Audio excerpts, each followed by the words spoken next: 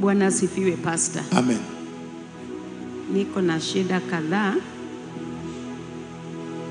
lakini nitaanzia na yangu. Kwa upande yangu, mwili yangu si sawa. Nasikia uchungu kuanzia juu mpaka chini. Na ikifika upande wa chini inachomeka tu. Ya pili, naomba roho ya ufanisi ndani yangu. Ya tatu, niko na shida ya watoto. Niko ya watoto 4, lakini kitinda yangu mimba ni msichana. Alienda shuleni, akasoma, akaendelea mbele, akafanya kosi, akakuwa graduated. Baada ya hiyo akakataa kurudi nyumbani mpaka wa leo. Sasa hiyo ni shida muhimu sana kwangu. Shida ingine ni ya kijana yangu wa kwanza. Ako na roho ya kudivorce. Akipata mke, kukana mke si haja kwako. Saa yoyote unaweza kutoroka. Unaweza kutoroka na unajua tu mwanamke ukishaambia yeye atoroke, anaweza kutoroka. Sasa hana amani kwa ndoa yake. Ya 4 nadhani ukosefu ya kasi kwa watoto yangu. Niko ya watoto 4 vile nimesema, na huyo firstborn ndio ameajiriwa. Wenye wamebaki wamefanya training, lakuna wamekosa kazi. Nahitaji maombi. Baba yao yuko wapi? Ako nyumbani. Mnaishi pamoja? Tunaishi pamoja. Kabisa? Kabisa? Kabisa. Una wasichana wangapi? 2. Wameolewa? Bado. Ni watu wazima? Ni watu wazima. Na hawajaolewa? Hawajaolewa. Kwa nini? Hawajapata. Mmoja ako na miaka mingapi? Msichana mkubwa baada ya form 4 alidanganywa. Bado mmoja ako na miaka mingapi? Mmoja. Okay, mmoja ako na 29, kitinda ako na 22. Wote hawana ndoa? Wote hawana ndoa.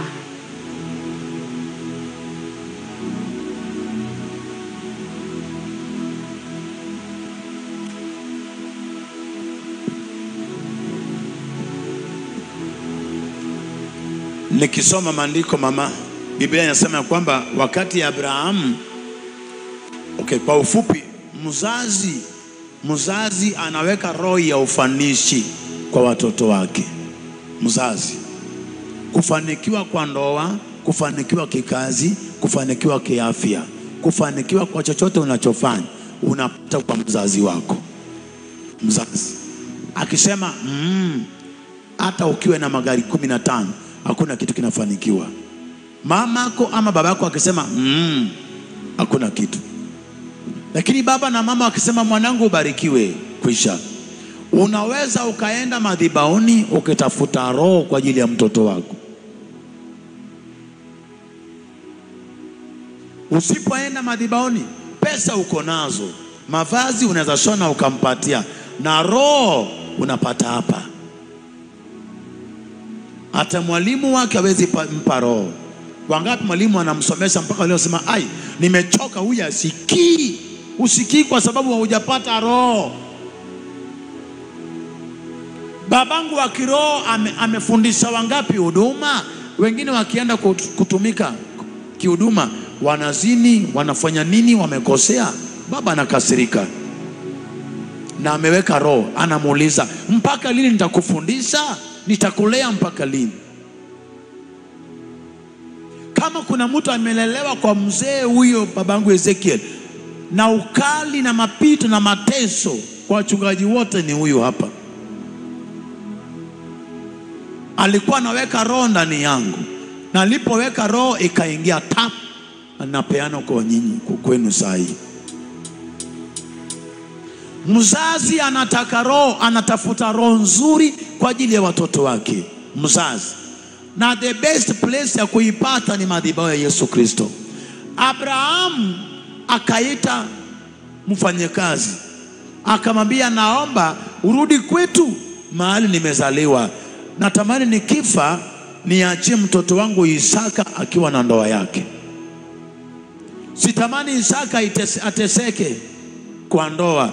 Nitatamuka jambo fulani tu na apate ndoa kupita kwako. Na akamtuma, akaenda, akamwambia nenda kwetu. Alipoenda akamwambia, ukifika hapo nenda karibu na kisima, utapata wasichana hapo wamekuja kuchota maji. Katikati yao kuna mmoja atakuja kukuongelesha. Yule atakuja kukuongelesha ndiye atakuwa mke wa Isaka maisani. Na mmoja akaja anaitwa Rebeka, akaja kumuongelesha. Alipomwongelesha akamwambia, wewe, my master sent me, wewe ni mke wa kijana wake Isaka. Abraham ameniambia, because Abraham alimwambia, roho yangu itakutawala, itakutangulia. Go! Sio kazi yako ya kuleta huyo binti, lakini roho yangu, ni kazi ya roho yangu kuleta huyo binti kwako. Na utakapomwongelesha atasikia. Eliasa mfanyakazi wa Abraham akaongelesha Rebeka. Rebeka akasema, yes sir, nitakuwa mke wa Isaka. Na akambeba akampeleka kule. Akamwambia, don't allow my son Isaac. Ni maandalizi ya Abrahamu kwa ndoa ya Isaka. Hiyo nayokuambia. Usiruhusu Isaka aishi na huyo mwanamke kwetu mahali nimezaliwa. Mruhusu Isaka aishi huku mahali ninakaa. Akabeba Rebeka akamletea Isaka. Isaka akakaa na Rebeka na wakazaa Yakobo na Esau. Baba anatafuta kwa ajili ya mwanawe. Baba sielea mtoto wake katika masomo, ni baba mbaya. Baba sienda madhabahuni kwa ajili ya mtoto wake, ni baba mbaya. Unaona hiyo disaster yote inafanyika kwako. Unaweza ukaenda madhabahuni ukasema, nadai ndoa za watoto wangu hapa, nadai kazi kwa watoto wangu hapa, vita kwa boma ninaikataa na ivunja hapa. Just you can make the whole family to be happy. Mtu mmoja tu, juzi nikahubiri nikasema, mtu mmoja anaweza akavunja roho ya talaka kwa boma, familia nzima. Mtu mmoja anaweza kutoa roho ya maskini kwa boma nzima.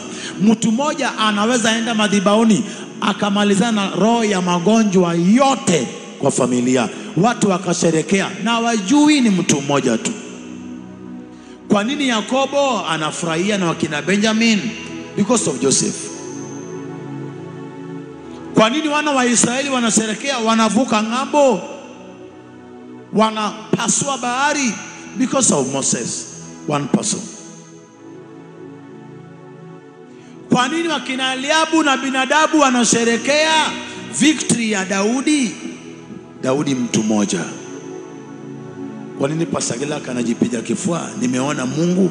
Because of Pastor Ezekiel. Watoto wako wanaweza furahia nyumbani because of you as a mother.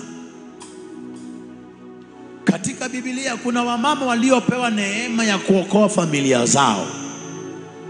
Usiwe tu mama tu. Unaweza ukasimama na familia na boma ikabarikiwa, na you are just a mother. Na bwanako ako na pesa na ako na mali na kuna kitu amekosa, hekima kwa Mungu. Maandiko sana, kulikuwa na mtu aliyekuwa tajiri kabisa, anaitwa Nabali. Tajiri Nabali. Nabali ni mjinga kama jina lake. Wakati Daudi amewaza kumuua, mwanamke tu aliwaza akamuokoa. Nabali ameketi hapa na kuna pombe na kuna mziki, na ameketi anasikia muziki na anakamata pombe. Lakini Daudi ako njiani na mkuki, anasema nitamdunga mkuki, atakufa mapema leo hii, na ana habari. Lakini mfanyakazi mmoja akaambia mke wa Nabali, Abigail, unajua nini? Daudi yuko njiani anakuja kuua bwanako. Abigail akajiuliza, kwani bwanangu hana habari? Hana habari. Na muangalie vile amelewa.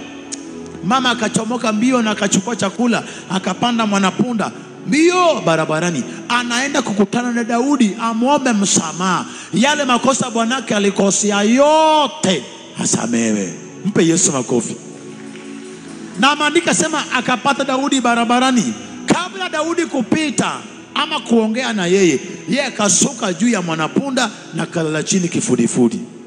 Kaambia Daudi, my master, forgive me because of my husband. I've come before you. Bwanangu ni mjinga kama jina lake, msamehe na unisamehe kwa niaba yake. Niko na chakula nimebeba, naomba uchukue chakula. Ukipata umechukua, najua umemsamehe. Daudi akamwangalia,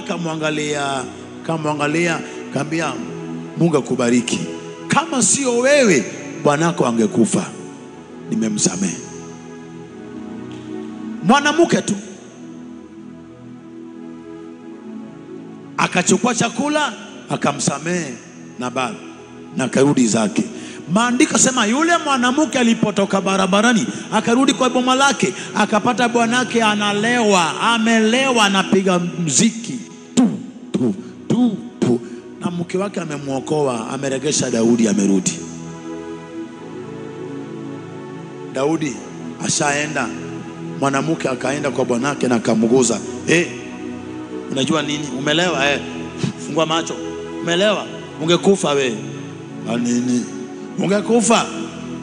Nalipomwona wezi akaelewa na akamwacha. Wakati macho yake yamerudi sawa na pombe imeisha, akamwelezea yote aliyofanyika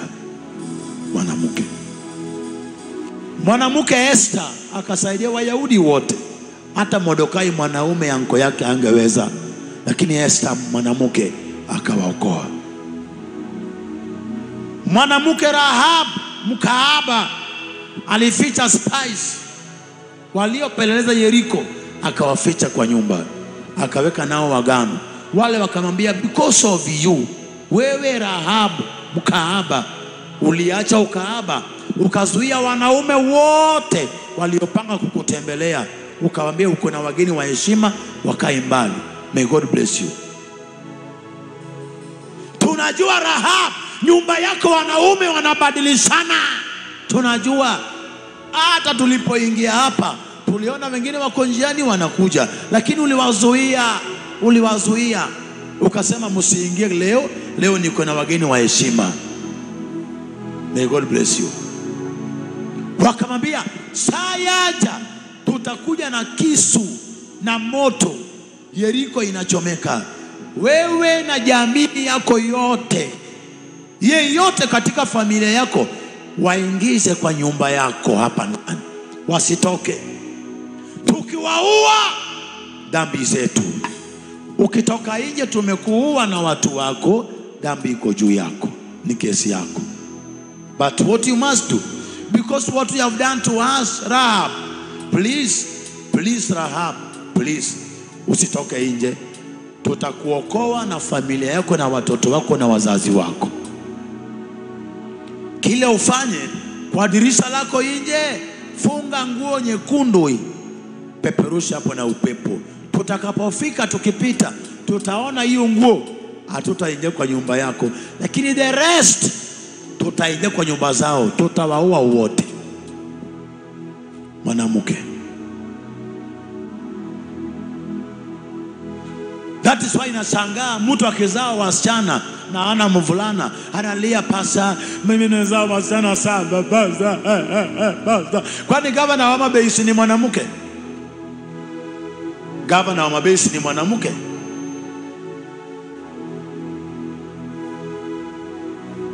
Wanawake wangapi wako katika uongozi Kenya? Wengi sana. Women rep Homa Bay County.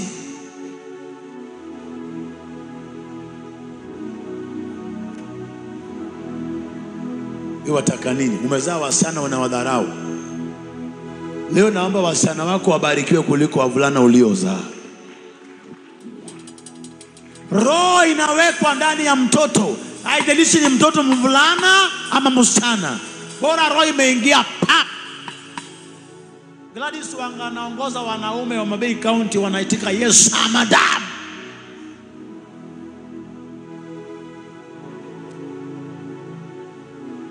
Leo kwa ibada ya meza ya Bwana, tafuta roho kwa ajili ya watoto wako.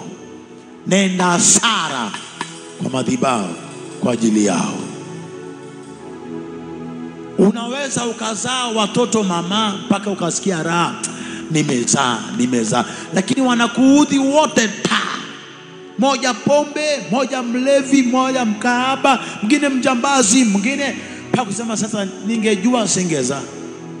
Kama ni singeza. Na unaweza ukazaa watoto 9 na unawazika every year unazika. Machozi. Unasema kama ni hii ningejua singeza. Kuna wamama wanaishi na machozi tu. Mtoto mwingine mguu yake imefura, mwingine hatembei, mwingine ni kipofu, mwingine pia ni bubu, mwingine nishaona mwanamke amezaa watoto 7 na wote ni viwete, hawatembei. 7. Unalaani kila ujauzito uliobeba kwa sababu ya shida unayopitia. Unalaani kila ujauzito uliobeba. Ningejua ningetoa. Ayubu akalaani siku zake za kuzaliwa, na ile siku mamake alipata ujauzito, huo usiku Ayubu alilaani. Anasema ningejua haya mapito yatanipata. Mungu, ile siku mamangu alishika mimba yangu, huo siku nimelaani hiyo siku because of mapito. Kama utaki hayo mambo yafanyike kwako na umezaa watoto, kumbuka kuzaa sio kufaulu na watoto. Kuzaa ni kuzaa tu. Kufaulu ni kupata roho nyingine tofauti. Mpe Yesu makofi mazuri. Kuna kuzaa na kupata raha kwa watoto uliozaa. Unaweza ukazaa na kuna raha umeona hata ngapi. Mamangu alitozaa, lakini alienda madhabahuni akashinda madhabahuni. Anasema watoto wangu, saa nyingine anaomba na tunasikia tu usiku saa 11. Hakuna usiku inapita bila mamangu. Tunalala anaomba. Asubuhi mapema na nyanyangu Damaris anatutaja sote. Na mamangu ako na roho ya kutoa. Sijui ndio imeingia kwetu. Naona pa Ezekiel pia natoa sana, mimi pia nimeamua kutoa. Roho ya kutoa. Mama Rebeka.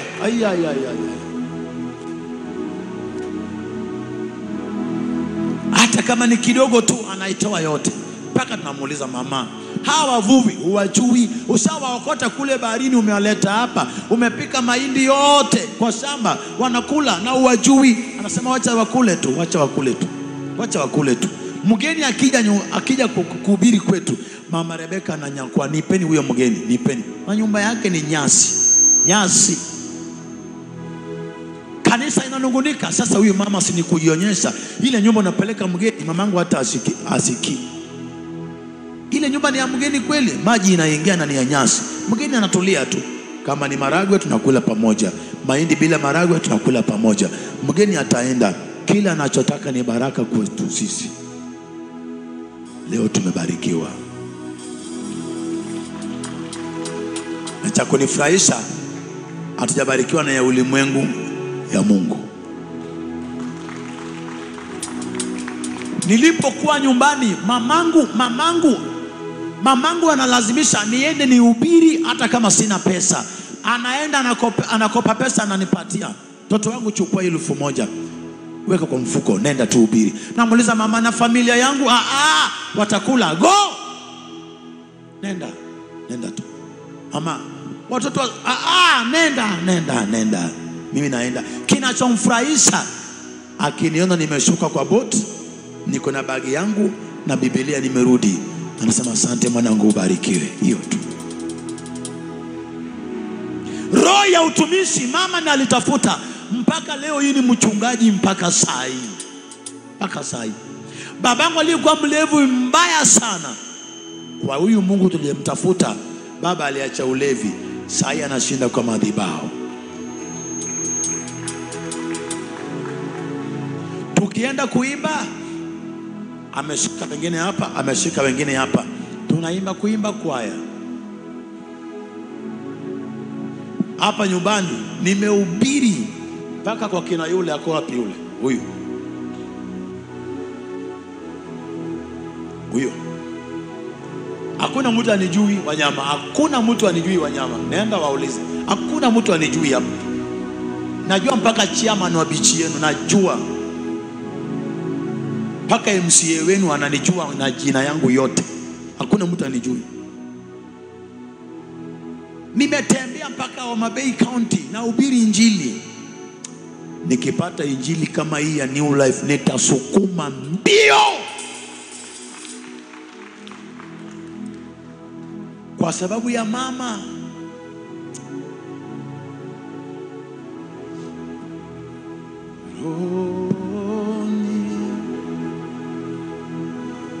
Ni salama rohoni, salama rohoni, ni salama rohoni.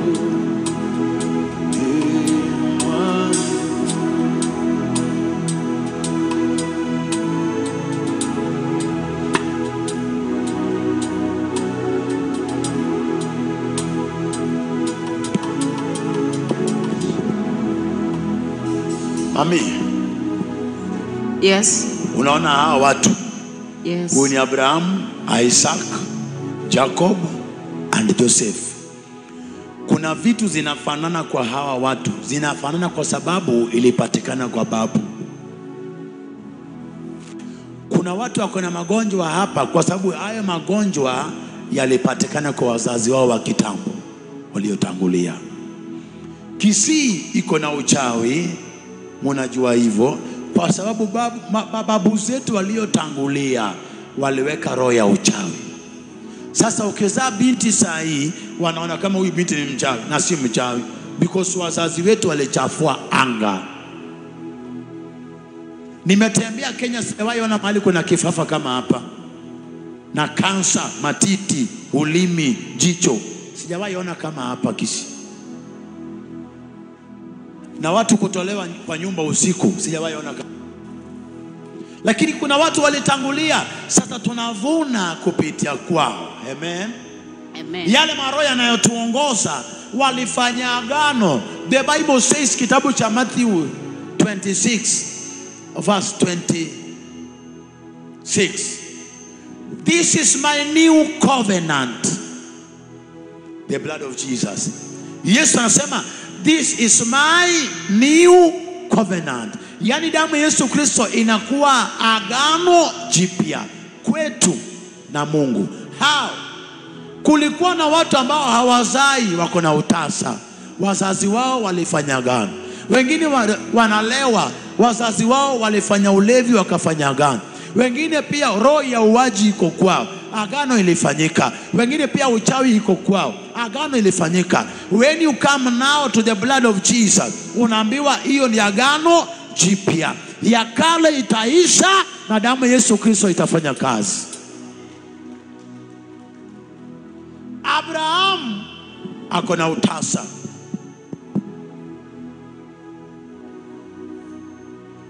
Alitangulia na utasa, yeye na Sara.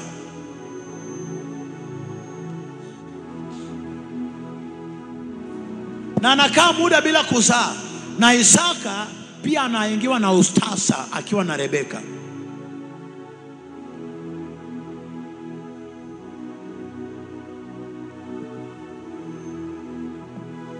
Vile Abrahamu na Sara wamekaa muda bila kuzaa, Isaka pia anakaa na Rebeka muda bila kuzaa, because baba alijenga hiyo madhabahu. Sasa watoto pia wanaivuna. Yakobo akaoa Lea na Rachel. Utasa. Kuna mwanamke hakuzaa. Nani? Hawa wanawake kuna mmoja hakuzaa kabisa. Utasa wa mama Sara, utasa wa Rebeka. Utasa ikaingia kwa nyumba ya Yakobo. Mmoja akazaa na mmoja hakuzaa.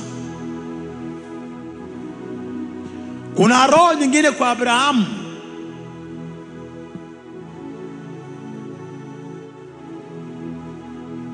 Baraka. Abrahamic star, roho ya kubarikiwa. Abrahamu alibarikiwa mpaka akafukuzwa. Isaka akabarikiwa mpaka akafukuzwa.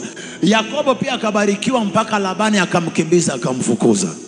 Because yuko juu ya baba. Mpe Yesu makofi mazuri. Chochote kinachokaa kwa mzazi, saa yaja at the appointed time. Saa yake ikifika itaonekana.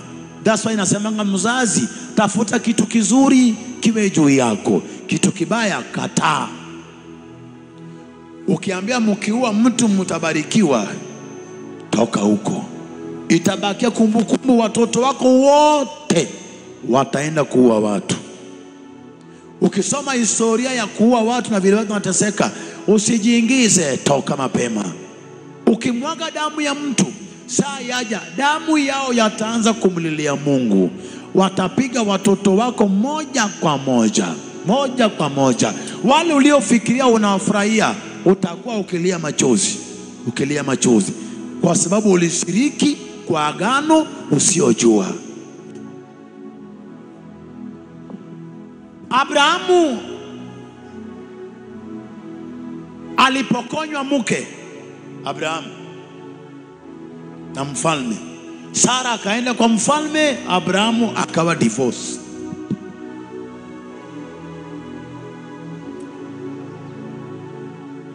Amen. Na maandiko sema kwamba Isaka alipokuwa na Rebeka, maandiko sema walikuwa nafanya tendo la ndoa. Na mfalme akawaona, akatumana ujumbe, Rebeka akachukuliwa. The same thing happened to Abraham, ikafanyika kwa nani? Kwa Isaka na Rebeka. Inaitwa talaka.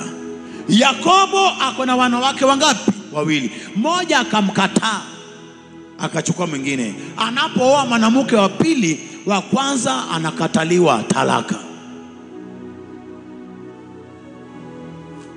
Lakini kuna kitu moja simila nzuri kwamba baraka. Abrahamic star ilifuata Isaac star. Isaac star ikafuata Yakobo star, Jacob star. Jacob star ikaenda kwa nani? Joseph star. Mpe Yesu makofi. Kwa sababu ya Abraham, mahali alienda watu walibarikiwa. Kwa sababu ya Isaka, mahali popote alipoingia uko kulibarikiwa. Kwa sababu ya Yakobo, nyumba ya Labani ilibarikiwa. Kwa sababu ya Yusufu, nyumba ya Potifa ilibarikiwa. Joseph alipata Potifa hana chochote, na anafanya kazi kwa ufalme wa Farao na hana chochote. Yusufu alipoingia kama mfungwa maid wa kufanya kazi, baraka zikaanza kumiminika.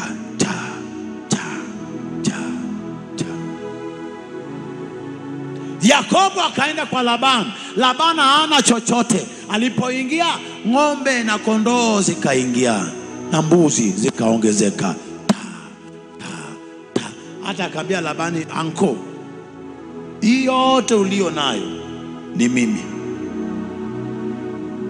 Wakati mwingine mbuzi moja inapotea kwa mlima, unanikazia maisha na mimi najua vile ninaregesha tu.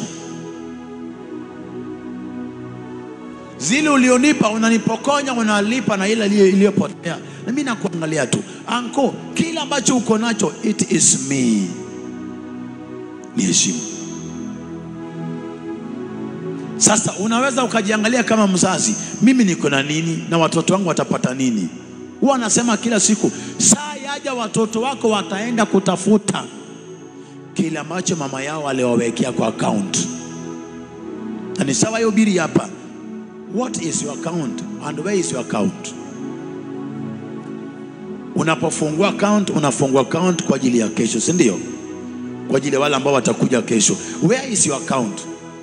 Watakapoenda kwa Mungu hawataona account yako.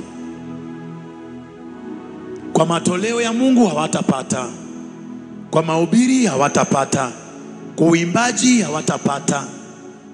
Wakienda kwa ulevi wataipata, iko huko. Uli deposit some money there. Na unapoweka pesa inaitwa sacrifice, inajenga madhabahu ambayo inasubiri watoto wako. Sasa yule mama anayeuza chang'aa anapopata pesa yako anakupa pombe, unaenda na pombe, mnafanya agano. Agano inajenga madhabahu. Madhabahu inazaa power ya kucontrol maisha yako, watoto wako. Watakapokomaa at the appointed time, watoto wote watakuja kwa chang'aa. Manake account yako iko wapi? Kwa chang'aa. Sisi ninavyotuona mimi hapa, mimi sikupenda kuhubiri, lakini hii madhabahu inanisukuma tu. Preach. Siku moja nilichoka mpaka mke wangu akanicheka nikiwa naenda madhabahuni. Alicheka wazi. Alinicheka nimechoka na kuhubiri. Alinicheka. Nikamwangalia nikapita tu. Ile kicheko tu ya baba, leo unaenda madhabahuni umechoka. Nimechoka. Lakini nikikanyaga hapa pap, niko na afya, naweza hubiri mpaka saa 1 usiku. Because kuna madhabahu inanisukuma. Kuna mtu akinyeshewa pale nje mvua moja tu anaenda kulazwa, si ni kweli? Nimenyeshewa mara ngapi hapa? Mara ngapi? Na ndio niko na afya tele, najenga church, naanza kuweka wing 3. Nitaweka wing 3. Hata kama nitaweka ndege watakaa huko, ndege watakaa. Bora ni nyumba ya Mungu. Hata kama mtapaka magari hapo ndani, mtapaka tu, bora ni nyumba ya nani? Ya Mungu. I don't know who will come there, but what I know, lazima niweke wing 3 pale.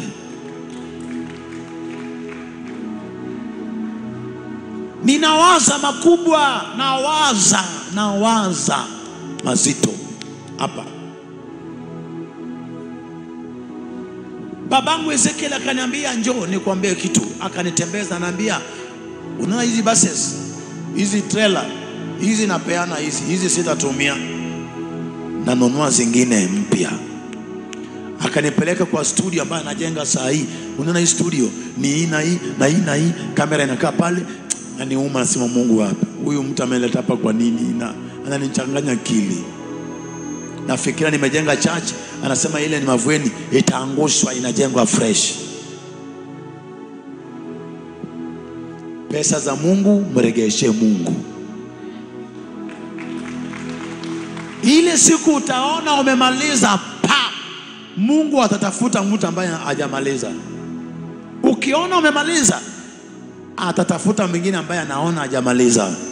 That's why kila siku najiona sijamaliza kazi, sijajenga.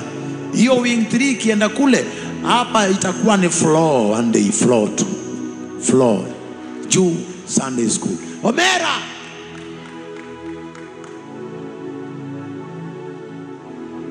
utaingia hapa utaona matope cabroads.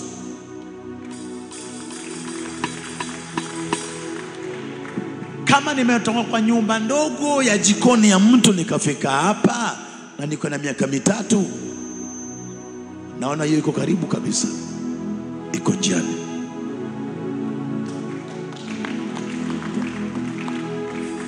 Mimi nawaambia saa hii haifanyiki na pesa, inafanyika na roho. Si nikupe roho, wewe pia uende ufanye kule, upewe roho hapa.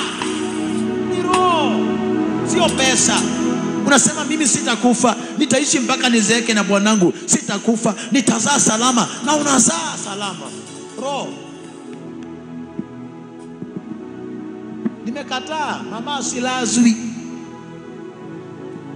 Wale wakipata pasa amelazwa, wale nani atawaombea?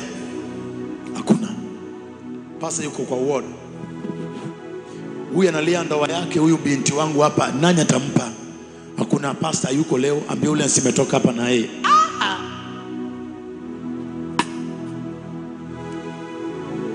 nitakuombea utapona mpaka mchai wako akuchungulie tu. Aliyesema miguu yako itafura, miguu yake itafura yeye, na wewe uishi salama. Mama, jengea watoto, wajenge madhabahu. Nikwambie kitu, ukijenga madhabahu hata siku moja ukifa, hiyo madhabahu inawatawala tu. Hiyo ndio utamu ya madhabahu. Amen. Mungu akamwambia Abrahamu, I will richly bless you Abraham. Nitabariki wazao wako na watoto wako na wajukuu. Akamwambia toka nje kidogo, angalia juu, akaona star, nyota. Akamwambia hesabu, akasema ni wengi sana. Nitakupa wajukuu kama mchanga ya bahari. Zingine Abrahamu hakuona, lakini Abrahamu alijenga madhabahu kwa ajili ya watoto na wajukuu. Yote aliyoambiwa yalitendeka. Amen. Uzuri wa kujenga madhabahu, hata mtu akuue, ile madhabahu uliyojenga inasubiri watoto wako. Zile baraka uliyokuwa nazo wanaanza kwa fujo, wanabarikiwa kwa fujo. Waliofikiria wamekumaliza, wanaona kwako kuna wakata tena. Amen. Sema jamani, tulifikiria tumemaliza huyu mama, kumbe bado.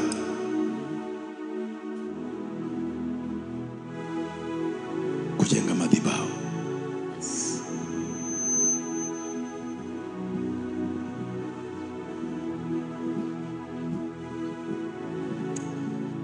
Pastor, nina jambo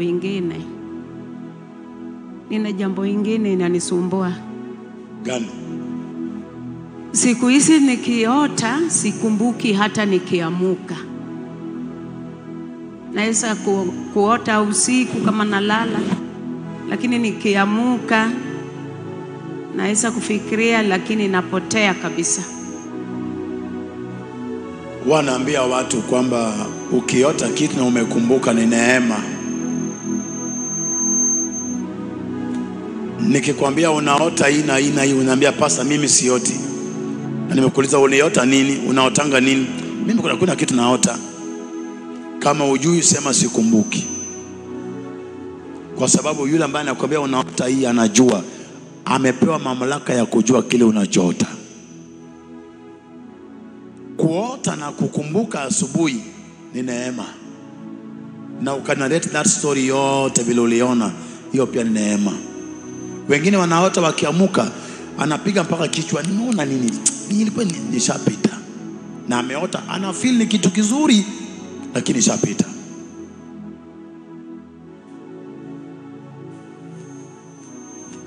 Ukiukumbuka kile ulichoota, itakusaidia kujua ni kitu kibaya ama kitu kizuri. You will know how to deal with it.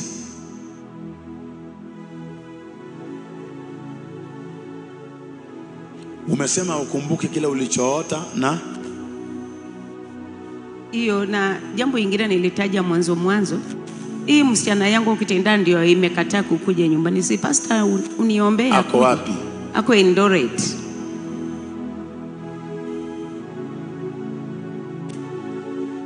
Anafanya nini?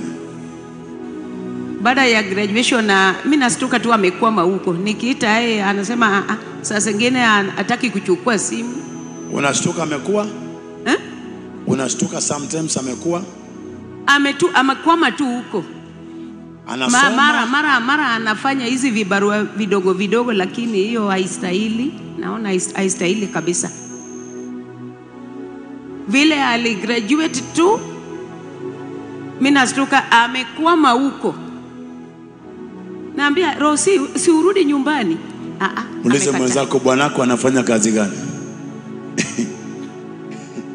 Kuna wengine wanajua tu bwanake anatokanga asubuhi anarudi jioni, na pia anafanya kazi gani? Usikae hivyo. Muulize bwanako unafanyanga kazi gani mkiwa kwa nyumba. Muulize tu kwa nyumba, muulize tu, usimwache. Nawaambia binti wako, wengine hawawezi rudi nyumbani kwa sababu ya mapito waliopitia. Nyumbani watachekelewa. Yenyewe kuna mapito alipitia 2023 ndio imefanya agope nyumbani. Kwa maana 2023 huyo dada yake mkubwa aligonjeka kabisa, karibu kufa. na ilifanya yeye discontinue hiyo kosi yake, akuja saidia huyo sister yake. Sasa kwa rehema ya Mungu huyo sister yake alirecover na alisema hapa nyumbani sioni kama nitarudi tena. Ndio nilistuka hataki kukuja nyumbani. Hao wasichana wako nani alienda kuoleka na katoka? Yule mkubwa. Na waombea wapate kazi ya maana na wapate ndoa za maana. Amen. Ubarikiwe. Amen. Na ufurahie watoto wako in Jesus name. Amen. Mpe Yesu makofi mazuri. Ninakupenda Bwana.